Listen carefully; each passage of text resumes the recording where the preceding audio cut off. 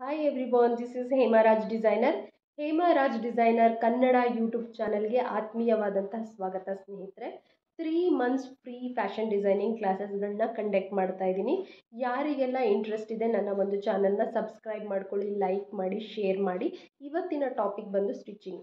ಒಬ್ಬ fashion ಡಿಸೈನರ್ಗೆ drawing ಹೇಗೆ ಇಂಪಾರ್ಟೆಂಟೋ ತನ್ನ ಡಿಸೈನ್ಸ್ನ ಡಿಸ್ಪ್ಲೇ ಮಾಡೋದಕ್ಕೆ, ಗಾರ್ಮೆಂಟ್ನ ಡಿಸ್ಪ್ಲೇ ಮಾಡೋದಕ್ಕೆ ಸ್ಟಿಚಿಂಗ್ ಕೂಡ ಅಷ್ಟೇ ಇಂಪಾರ್ಟೆಂಟ್ ಆಗುತ್ತೆ. ತನ್ನ ಒಂದು ಡಿಸೈನ್ನ ತಾನೇ ಸ್ಟಿಚ್ ಮಾಡಿ ಎಕ್ಸ್ಪ್ಲೈನ್ ಮಾಡೋದ್ರಿಂದ ತನ್ನ ಒಂದು ಸ್ಕಿಲ್ಸ್ ಬೇರೆಯವ್ರಿಗೆ ಅರ್ಥ ಆಗುತ್ತೆ. ಸೊ ಸ್ಟಿಚಿಂಗ್ ಕೂಡ ತುಂಬಾ ಇಂಪಾರ್ಟೆಂಟ್ ಆಗುತ್ತೆ. ಒಬ್ಬ ಫ್ಯಾಷನ್ ಡಿಸೈನರ್ಗೆ ಸ್ಟಿಚಿಂಗ್ ಕಲ್ತಿರೋದು ತುಂಬ ಇಂಪಾರ್ಟೆಂಟ್. ಇವತ್ತಿನ ಒಂದು ಸ್ಟಿಚಿಂಗ್ ಕ್ಲಾಸ್ಗೆ ಯಾವುದಾದ್ರೂ ನಿಮ್ಮ ಹತ್ರ ಒಂದು ಮಷಿನ್ ಇರಬೇಕಾಗತ್ತೆ, ಒಂದು ಮೆಷರ್ಮೆಂಟ್ ಟೇಪ್ ಬೇಕಾಗತ್ತೆ, ಕತ್ರಿ ಬೇಕಾಗತ್ತೆ, ಒಂದು ಡ್ರಾಯಿಂಗ್ ಶೀಟ್ ಬೇಕು. ಡ್ರಾಯಿಂಗ್ ಶೀಟ್ ಸ್ವಲ್ಪ ದಪ್ಪ ಇರುವಂಥ ಚಾರ್ಟ್ ಶೀಟ್ ಅಂತ ಸಿಗುತ್ತೆ, ಅದನ್ನು ನೀವು ಬಳಕೆ ಮಾಡಬೇಕಾಗತ್ತೆ. ಅದಾದ ನಂತರ ಒಂದು ಮೆಟಲ್ ಸ್ಕೇಲ್ ಬೇಕು, ಪೆನ್ಸಿಲ್ ಬೇಕು, ಪೆನ್ ಬೇಕು. ಸೊ ಕ್ಲಾಸಸ್ ಏನು ಅಂತ ಹೇಳಿಬಿಟ್ಟು ತಿಳಿಸ್ಕೊಡ್ತೀನಿ. 3 ಡೇಸ್ 4 ಡೇಸು ಸ್ಟಿಚಿಂಗ್ನ ಪ್ರಾಕ್ಟೀಸ್ ಮಾಡಬೇಕು ನೀವು. ನಾನಿವತ್ತು ಹೇಳ್ಕೊಡೋದನ್ನು ಸಡನ್ನಾಗಿ ಸ್ಟಿಚಿಂಗ್ ಕಲಿಯೋದಕ್ಕಾಗೋದಿಲ್ಲ. ಒಂದು 2 ಡೇಸ್ 3 ಡೇಸು ಸ್ವಲ್ಪ ಎಫರ್ಟ್ ಹಾಕಬೇಕು. ಕಷ್ಟ ಅನಿಸುತ್ತೆ ಸ್ಟಿಚಿಂಗ್ ಕಲಿಬೇಕಾದ್ರೆ, ಬಟ್ ಯಾವುದು ಕಷ್ಟ ಪಡ್ದಲೇ ನಮಗೆ ಕಲಿಯೋದಕ್ಕಾಗೋದಿಲ್ಲ ಅಲ್ವಾ. ಸೊ ಸ್ಟಿಚಿಂಗ್ ಕ್ಲಾಸಸ್ಸು ಹೇಗೆ ಅಂತ ಪ್ರಾಕ್ಟೀಸ್ ಮಾಡೋದು ತಿಳಿಸ್ಕೊಡ್ತೀನಿ. ಇಂಟ್ರೆಸ್ಟ್ ಇರುವಂಥವರು ವಿತಿನ್ 1 ಡೇನಲ್ಲೇ ಸ್ಟಿಚಿಂಗ್ ಕಲ್ತ್ಕೊಳ್ಬೋದು, ಮಾರ್ನಿಂಗಿಂದ ಈವ್ನಿಂಗ್ ಒಳಗಡೆ ಪ್ರಾಕ್ಟೀಸ್ ಮಾಡಿಕೊಂಡ್ರೆ. ಸೊ ಬನ್ನಿ ಸ್ನೇಹಿತರೆ, ನೋಡೋಣ. ಈ ರೀತಿ ಯಾವುದಾದ್ರೂ ಡ್ರಾಯಿಂಗ್ ಶೀಟ್ ಅಥವಾ ನಿಮ್ಮ ಹತ್ರ ಇದ್ದರೆ ಬ್ರೌನ್ ಶೀಟ್ನ ಯೂಸ್ ಮಾಡ್ಕೊಳ್ಬಹುದು. ಈ ರೀತಿ ಕಟ್ ಮಾಡ್ಕೊಳ್ಳಿ. ಇದು ಸ್ವಲ್ಪ ತಿಕ್ಕಾಗಿರುತ್ತೆ, ತಿಕ್ಕಾಗಿದ್ರೇ ನಿಮಗೆ ಶೀಟ್ ಹರಿದೋಗಲ್ಲ ನಾವು ಸ್ಟಿಚ್ ಮಾಡಬೇಕಾದ್ರೆ. ಈ ರೀತಿ ಕಟ್ ಮಾಡ್ಕೊಳ್ಳಿ. A4 ಶೀಟ್ ತಗೊಂಡು swing machine stitch practice designs ಅಂತ ಹೇಳಿ ನೋಟ್ ಮಾಡಿಕೊಂಡು, ಟೋಟಲ್ 15 ಡಿಸೈನ್ಸ್ ಡ್ರಾಯಿಂಗ್ ಇದೆ. ಈ ಒಂದು ಡ್ರಾಯಿಂಗ್ಸ್ನ ನೀವು ಕಂಪ್ಲೀಟ್ A4 ಶೀಟಲ್ಲಿ ನಾನು ಏನು ಕಟ್ ಮಾಡಿದ್ದೀನಿ ಒಂದೊಂದು ಡಿಸೈನ್ನ ಒಂದೊಂದು ಶೀಟಿಗೆ ಡ್ರಾಯಿಂಗ್ ಮಾಡಬೇಕು. ಫಾರ್ ಎಕ್ಸಾಂಪಲ್ ಸ್ಟ್ರೈಟ್ ಸ್ಟಿಚ್ನೇ ಒಂದು 11 ಲೈನ್ನ ನೀವು ಡ್ರಾಯಿಂಗ್ ಮಾಡ್ಕೊಳ್ಳಿ. Second one lock stitch straight ಏನಿದೆ ಅದನ್ನೇ ಒಂದು 11ನ್ನ ನೆಕ್ಸ್ಟ್ ಶೀಟಿಗೆ ಡ್ರಾಯಿಂಗ್ ಮಾಡಿಕೊಂಡು ಅದ್ರ ಮೇಲೆ ನೀವು ಸ್ಟಿಚಿಂಗ್ನ ಪ್ರಾಕ್ಟೀಸ್ ಮಾಡಬೇಕು.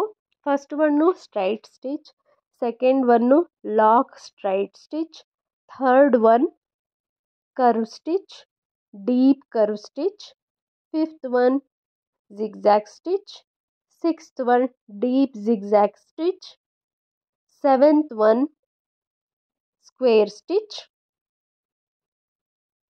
eighth one triangle stitch, ninth one circle stitch, 10th one star stitch, 11th one flower stitch. ಈ ರೀತಿ ಕಂಪ್ಲೀಟ್ ಡಿಸೈನ್ಸ್ನ ನೀವು ಕೂಡ ಡ್ರಾಯಿಂಗ್ ಮಾಡಿ, ಅದಾದ ನಂತರ ಎಲ್ಲ ಪ್ರತಿಯೊಂದು ಕೂಡ ತುಂಬ ಹಾರ್ಡ್ ವರ್ಕ್ ಮಾಡಿ ಪ್ರಾಕ್ಟೀಸ್ ಮಾಡಬೇಕು. ಒಂದೇ ದಿನದಲ್ಲಿ ಖಂಡಿತ ಸ್ಟಿಚಿಂಗ್ ಬೇಸಿಕ್ ಲೆವೆಲ್ ಕಲಿಯೋದಕ್ಕೆ ಆಗೋದಿಲ್ಲ. ಒಂದು ವೀಕ್ ಟೈಮ್ ತೊಗೊಳ್ಳಿ. ಕಂಪ್ಲೀಟ್ ಪ್ರಾಕ್ಟೀಸ್ ಮಾಡಿರೋ ಶೀಟ್ಸ್ಗಳನ್ನ ನಾನು ಹೇಗೆ ಕಳಿಸ್ಬೇಕು ಅಂತ ಹೇಳ್ತೀನಿ. ಫೈನಲ್ ಆಗಿ ಆ ಒಂದು ಅಸೈನ್ಮೆಂಟ್ನ ನನಗೆ ಸೆಂಡ್ ಮಾಡಬೇಕು. ಈ ರೀತಿ ಸ್ಟಿಚಸ್ಗಳನ್ನ ಕಂಪ್ಲೀಟ್ ಒಂದೊಂದು ಶೀಟಿಗೆ ಡ್ರಾಯಿಂಗ್ ಮಾಡಿ. ನಾನು ಸುಮ್ಮನೆ ಸ್ಯಾಂಪಲ್ ತೋರಿಸೋದಕ್ಕೋಸ್ಕರ ಮಾಡಿದ್ದೀನಿ. ನೀವು ತುಂಬ ನೀಟಾಗಿ ಅಸೈನ್ಮೆಂಟ್ನ ಮೇಂಟೈನ್ ಮಾಡಬೇಕು. ನಿನ್ನೆ ನಾನು ಯಾವ ರೀತಿ ಅಸೈನ್ಮೆಂಟ್ ತೋರಿಸ್ದೆ ಅದೇ ರೀತಿ ನೀವು ಕಂಪ್ಲೀಟಾಗಿ ಬಾರ್ಡರ್ಸ್ನ ಡ್ರಾ ಮಾಡಿಕೊಂಡು ಅದರೊಳಗಡೆ ಒಂದು 3 ಡಿಸೈನ್ನ ಪ್ಯಾಟ್ರನ್ಗಳನ್ನು ಡ್ರಾಯಿಂಗ್ ಮಾಡಿ ನೀಟಾಗಿ ಅದರ ನೇಮ್ಗಳನ್ನ ಮೆನ್ಷನ್ ಮಾಡಿಬಿಟ್ಟು ಫೈಲ್ನ ಮೇಂಟೈನ್ ಮಾಡಬೇಕು. ಇವಾಗ ಡ್ರಾಯಿಂಗ್ ಶೀಟ್ ಇತ್ತಲ್ಲ, ಅದಕ್ಕೆ ಈ ರೀತಿ ನೀವು ಲೈನ್ಸ್ನ ಡ್ರಾಯಿಂಗ್ ಮಾಡ್ಕೊಳ್ಳಿ. ಯಾವಾಗಲೂ ಅಷ್ಟೇ ಸ್ಟಿಚ್ ಸ್ಟಾರ್ಟಿಂಗಲ್ಲಿ ಲಾಕ್ ಮಾಡಿಕೊಂಡೇ ಸ್ಟಾರ್ಟ್ ಮಾಡ್ತೀವಿ, ಸ್ಟಿಚ್ ಎಂಡಿಂಗಲ್ಲಿ ಕೂಡ ಲಾಕ್ ಮಾಡೇ ಸ್ಟಿಚ್ಚನ್ನು ಸ್ಟಾಪ್ ಮಾಡ್ತೀವಿ. ಸೊ ಇದನ್ನು ನಾವು ಮೈಂಡಲ್ಲಿ ಇಟ್ಕೋಬೇಕು.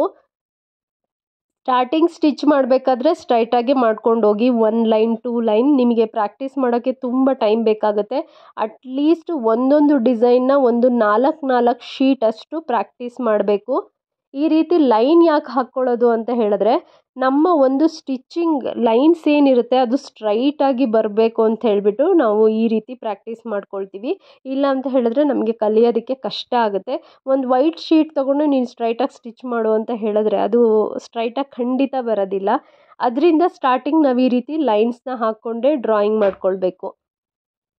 ನಾರ್ಮಲ್ ಲೆಗ್ ಮಷಿನ್ ಇದ್ದರೆ ನಿಮ್ಮ ಹತ್ರ ಕಾಲನ್ನು ನಾವು ಸ್ಟ್ರೈಟಾಗಿ ಇಟ್ಕೊಂಡು ಮಷಿನ್ನ ತುಣಿಬಾರ್ದು. ಬ್ಯಾಲೆನ್ಸ್ ಸಿಕ್ಕೋದಿಲ್ಲ, ಕಷ್ಟ ಆಗುತ್ತೆ ಸ್ಟಿಚ್ಚಿಂಗ್ ಮಾಡೋದಕ್ಕೆ. ಈ ರೀತಿ ಒಂದು ಕಾಲು ಹಿಂದೆ ಒಂದು ಕಾಲು ಮುಂದೆ ಇಟ್ಕೊಂಡು ನಾವು ಸ್ಟಿಚ್ ಮಾಡೋದ್ರಿಂದ ನಮಗೆ ಬ್ಯಾಲೆನ್ಸ್ ನೀಟಾಗಿ ಮಾಡ್ಬೋದು ಸ್ಟಿಚ್ಚಿಂಗಲ್ಲಿ. ಸೊ ಯಾವಾಗಲೂ ಅಷ್ಟೇ ಕಾಲನ್ನು ಹಿಂದೆ ಒಂದು ಮುಂದೆ ಒಂದು ಇಟ್ಕೊಂಡು ಪ್ರಾಕ್ಟೀಸ್ ಮಾಡಿ ಸ್ಟಿಚ್ಚಿಂಗ್ ಪ್ರಾಕ್ಟೀಸ್ ಮಾಡಬೇಕಾದ್ರೆ.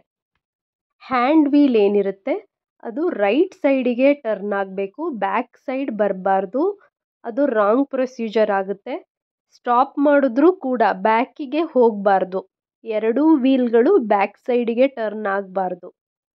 ಸೊ ನೋಡ್ತಾ ಇದ್ದೀರಾ, ಈ ರೀತಿನೇ ಕಂಪ್ಲೀಟು 2 ದಿನ ನೀವು ಬರೀ ಮಷಿನ್ ತುಣಿಯೋದನ್ನೇ ಪ್ರಾಕ್ಟೀಸ್ ಮಾಡಬೇಕು. ಈ ರೀತಿ ಮಷಿನ್ ತುಣಿಯೋದನ್ನ ಪ್ರಾಕ್ಟೀಸ್ ಮಾಡಿದ್ರೇ ಸ್ಟಾಪ್ ಮಾಡೋ ಬ್ಯಾಲೆನ್ಸ್ ಸಿಕ್ಕೋದು, ಮಷಿನ್ನ ಸ್ಟಾರ್ಟ್ ಮಾಡೋದಕ್ಕೆ ಬ್ಯಾಲೆನ್ಸ್ ಸಿಕ್ಕೋದು. ಲೆಗ್ ಮಷಿನ್ ಇದ್ದರೆ ದಯವಿಟ್ಟು ಇದೇ ರೀತಿನೇ ಪ್ರಾಕ್ಟೀಸ್ ಮಾಡಿ. ನೋಡಿ, ಸ್ಟಾಪ್ ಅಂದಿದ ತಕ್ಷಣ ಸ್ಟಾಪ್ ಆಗಬೇಕು. ಸೆಲ್ಫ್ ಚೆಕ್ ಮಾಡ್ಕೊಳ್ಳಿ.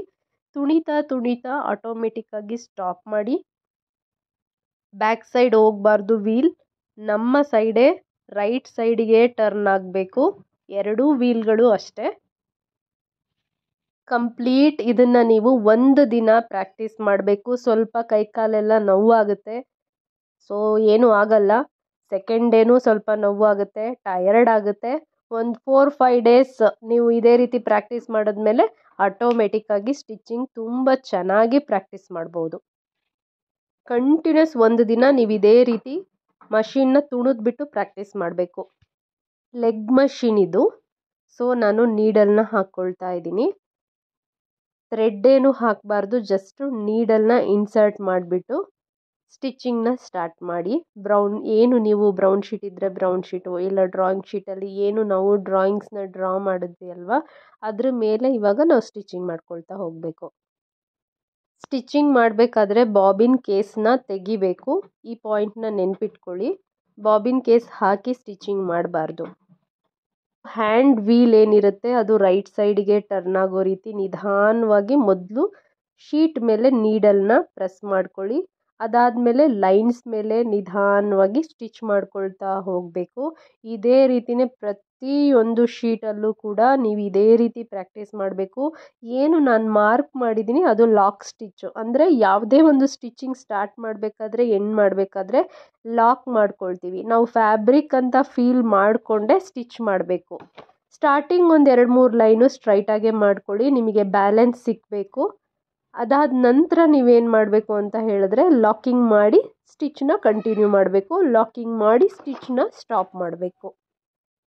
ನಾವು ಯಾಕೆ ಲೈನ್ಸ್ ಮೇಲೆ ಪ್ರಾಕ್ಟೀಸ್ ಮಾಡೋದು ಅಂತ ಹೇಳಿದ್ರೆ ಸೆಲ್ಫ್ ಚೆಕ್ ಮಾಡ್ಕೊಳ್ಳೋದಕ್ಕೆ ಈಸಿ ಆಗುತ್ತೆ.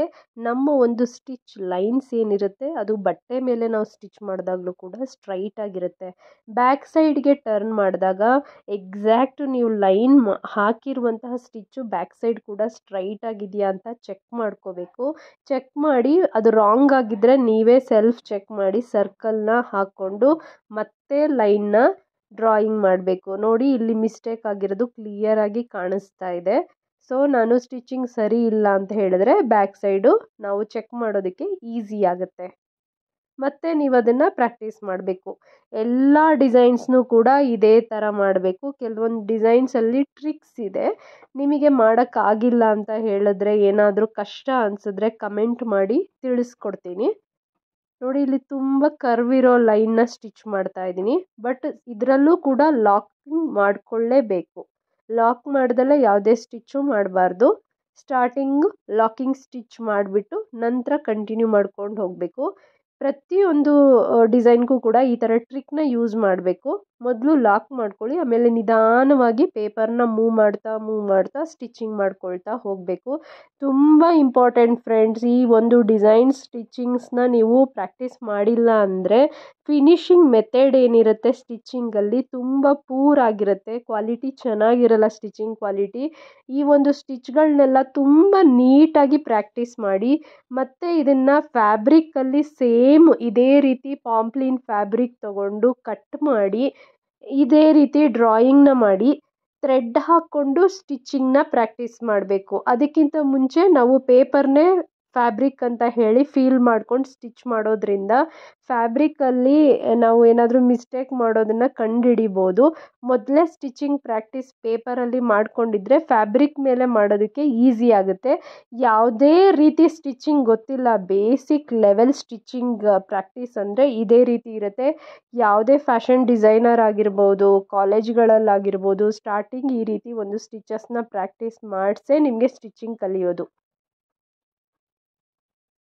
ಸೊ ನೋಡಿ ಇಲ್ಲಿ ಯಾವ ರೀತಿ ಟರ್ನ್ ಆಗ್ತಾ ಇದೆ ಅಂತ ಹೇಳಿ. ಈ ರೀತಿ ನಿಧಾನವಾಗಿ ಮಾಡ್ಕೊಳ್ಳಿ. ನಿಧಾನಕ್ಕೆ ಮಾಡ್ತೀನಿ ಅಂತ ಹೇಳ್ಬಿಟ್ಟು ಒಂದೊಂದು ಡಾಟ್ ರೀತಿ ಸ್ಟಿಚ್ ಮಾಡಬಾರ್ದು. ಪ್ರಾಕ್ಟೀಸ್ ಆಗಬೇಕು ಅಂದರೆ ಸ್ವಲ್ಪ ಸ್ಪೀಡಾಗೆ ಸ್ಟಿಚ್ ಮಾಡಬೇಕು. ನೋಡಿ ಇಲ್ಲಿ ಮಿಸ್ಟೇಕ್ ಆಗಿರೋದು ಕ್ಲಿಯರಾಗಿ ಕಾಣುತ್ತೆ. ಈ ರೀತಿ ಮಿಸ್ಟೇಕ್ ಆಗಿರೋದನ್ನ ಸರ್ಕಲ್ ಮಾಡ್ಕೋಬೇಕು, ಮತ್ತೆ ಡ್ರಾಯಿಂಗ್ ಮಾಡಬೇಕು, ಮತ್ತೆ ಪ್ರಾಕ್ಟೀಸ್ ಮಾಡಬೇಕು. ಆ ರೀತಿ ಮಾಡಿದಾಗಲೇ ನಿಮಗೆ ಸ್ಟಿಚಿಂಗ್ ಕಲಿಯೋದಕ್ಕೆ ಈಸಿ ಆಗೋದು. ಯಾವಾಗಲೂ ಅಷ್ಟೇ ಸ್ಟಿಚಿಂಗ್ ಮಾಡಬೇಕಾದ್ರೆ ನಾವು ರೈಟ್ ಸೈಡಿಂದನೇ ಸ್ಟಾರ್ಟ್ ಮಾಡ್ತೀವಿ. ನೋಡಿ ಈ ರೀತಿ ನಿಧಾನಕ್ಕೆ ಮೂವ್ ಮಾಡ್ತಾ ಸ್ಟಿಚ್ ಮಾಡಬೇಕು. ಬಟ್ ಯಾವಾಗಲೂ ಅಷ್ಟೇ ನೀಡಲ್ನ ಕೆಲವ್ರು ಏನು ಮಾಡ್ತಾರೆ ಅಂದರೆ ಚುಚ್ಚಿ ಆ ಒಂದು ಡಿಸೈನಿಗೆ ಬ್ಯಾಕ್ ಸೈಡ್ ಚೆಕ್ ಮಾಡೋದಕ್ಕೆ ತಗೊಂಡು ಬರ್ತಾಯಿದ್ರು ನನ್ನ ಸ್ಟೂಡೆಂಟ್ಸು. ಬಟ್ ಆ ರೀತಿ ಎಲ್ಲ ಮಾಡಬಾರ್ದು. ನಿಮಗೆ ನೀವೇ ಫ್ಲರ್ಟ್ ಮಾಡ್ಕೊಳ್ಬಾರ್ದು. ಕಂಪ್ಲೀಟ್ 1 ವೀಕ್ ಈ ಸ್ಟಿಚಿಂಗ್ನ ನೀವು ಪ್ರಾಕ್ಟೀಸ್ ಮಾಡಲೇಬೇಕು. ಇಲ್ಲ ಅಂತ ಹೇಳಿದ್ರೆ ಸ್ಟಿಚಿಂಗ್ ಕಲಿಯೋದಕ್ಕೆ ಆಗೋದಿಲ್ಲ, ತುಂಬ ಕಷ್ಟ ಆಗುತ್ತೆ, ಫಿನಿಶಿಂಗ್ ನೀಟಾಗಿ ಬರೋದಿಲ್ಲ. ಈ ಕರ್ವ್ಸ್ ಆಗಿರ್ಬೋದು, ಜಿಗ್ಜ್ಯಾಗ್ ಸ್ಟಿಚಸ್ ಆಗಿರ್ಬೋದು, ಇದನ್ನೆಲ್ಲ ಪ್ರಾಕ್ಟೀಸ್ ಮಾಡೋದ್ರಿಂದ ನಮಗೆ ಹಾರ್ಮೋಲಲ್ಲಿ ಕರ್ವ್ ಸ್ಟಿಚಸ್ ಇರುತ್ತೆ, ರೌಂಡ್ ನೆಕ್ ಡಿಸೈನ್ಸ್ ಇರುತ್ತೆ, ಜಿಗ್ಜ್ಯಾಗ್ ಸ್ಟಿಚಸ್ ಇರುತ್ತೆ. ಅದನ್ನೆಲ್ಲ ನಾವು ಈಸಿಯಾಗಿ ಫ್ಯಾಬ್ರಿಕ್ಕಲ್ಲಿ ಸ್ಟಿಚ್ ಮಾಡಿದಾಗ ತುಂಬ ಈಸಿಯಾಗಿ ನಾವು ಸ್ಟಿಚಿಂಗ್ ಮಾಡ್ಬೋದು. ಅದರಿಂದನೇ ಇದನ್ನು ಪ್ರಾಕ್ಟೀಸ್ ಮಾಡಿಸೋದು. ನೆಕ್ಲೈನ್ಸ್ ಎಲ್ಲ ಚೆನ್ನಾಗಿ ಬರಲ್ಲ ಅಂತ ಹೇಳಿದ್ರೆ ಈ ಒಂದು ಸ್ಟಿಚಸ್ನ ಪ್ರಾಕ್ಟೀಸ್ ಮಾಡಿಲ್ಲ ಅಂದರೆ ಖಂಡಿತ ಬರೋದಿಲ್ಲ. ಪ್ರತಿಯೊಂದು ಸ್ಟಿಚಸ್ನು ಕೂಡ ನಿಮಗೆ ನೀವೇ ಸೆಲ್ಫ್ ಚೆಕ್ ಮಾಡ್ಕೊಳ್ಳಿ. ರಾಂಗ್ ಆಗಿದ್ದರೆ ರಾಂಗ್ ಅಂತ ಬ್ಯಾಕ್ ಸೈಡ್ ಚೆಕ್ ಮಾಡಿಬಿಟ್ಟು ಹಾಕ್ಕೊಂಡ್ಬಿಟ್ಟು ಮತ್ತೆ ಒಂದೊಂದು ಶೀಟು ಪರ್ಫೆಕ್ಟಾಗಿ ಅಷ್ಟೂ ಲೈನ್ಸು ಡ್ರಾಯಿಂಗ್ ಮಾಡಿರುವಂತಹ ಶೀಟ್ನಲ್ಲಿ ಬ್ಯಾಕ್ ಸೈಡ್ ತುಂಬ ಕ್ಲೀನಾಗಿ ಕಾಣಿಸ್ಬೇಕು. ಆ ಥರ ಸ್ಟಿಚಿಂಗ್ ನೀವು ಪ್ರಾಕ್ಟೀಸ್ ಮಾಡಬೇಕು. ಸೊ ಇದನ್ನು ಪ್ರಾಕ್ಟೀಸ್ ಮಾಡಿ ಫೈನಲ್ ಆಗಿ ಫ್ಯಾಬ್ರಿಕ್ಕಲ್ಲಿ ಸ್ಟಿಚ್ ಮಾಡಿ ಅಸೈನ್ಮೆಂಟ್ನ ತೋರಿಸ್ಬೇಕು. ಯಾರೆಲ್ಲ ಸ್ಟಿಚಿಂಗ್ ಕಲಿಬೇಕು ಅನ್ನೋ ಇಂಟ್ರೆಸ್ಟ್ ಇದೆ, ಈ ರೀತಿ ಒಂದು ಸ್ಟಿಚಿಂಗ್ ಪ್ರಾಕ್ಟೀಸ್ ಮಾಡಿದ್ರೇ ಮಾತ್ರ ನಿಮಗೆ ಸ್ಟಿಚಿಂಗ್ ಕಲಿಯೋದಕ್ಕಾಗೋದು. ಇಲ್ಲ ಅಂದರೆ ಫಿನಿಶಿಂಗ್ ಬರಲ್ಲ. ಹ್ಯಾಂಡ್ ವೀಲ್ ಯಾವಾಗಲೂ ಅಷ್ಟೇ ಸೆಲ್ಫ್ ಅಂದರೆ ನಮ್ಮ ಕಡೆ ರೈಟ್ ಸೈಡ್ಗೆ ತಿರುಗಬೇಕು. ಹ್ಯಾಂಡ್ ವೀಲು ಅಷ್ಟೇ, ಲೆಗ್ ವೀಲು ಅಷ್ಟೇ ಡೌನಲ್ಲಿರೋದು.